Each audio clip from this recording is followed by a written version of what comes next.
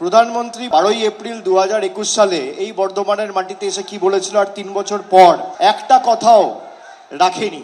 ভাইপো বর্ধমানের কাটোয়াতে একটু আগে প্রধানমন্ত্রীর বক্তব্য দেখাচ্ছেন 21 সালে। এরপরের সভাতে আমি আপনার পিসির বক্তব্য শোনাবো। আপনার পিসি 21-এর আগে বলেছিল ডবল ডবল চাকরি। কার কার হয়েছে ডবল ডবল চাকরি? শিল্প আনবো, কত শিল্প গেল। গন্ডলপাড়া জুট মিল বন্ধ করলো কে? মমতা ব্যানার্জি। আবার কে? ভদ্রেশ্বর জুট মিল বন্ধ করলো কে? মমতা ব্যানার্জি। আবার কে? তেলানীপাড়া জুট মিল বন্ধ করলো কে? ডানকুনির বিস্কুট তৈরি কারখানা বন্ধ করলো কে? ডাবরের কারখানা মধ্যপ্রদেশ ভাগালো কে? সিঙ্গুরে তৈরি হওয়া কারখানাকে ডিনামাইট দিয়ে ধ্বংস করেছে কে?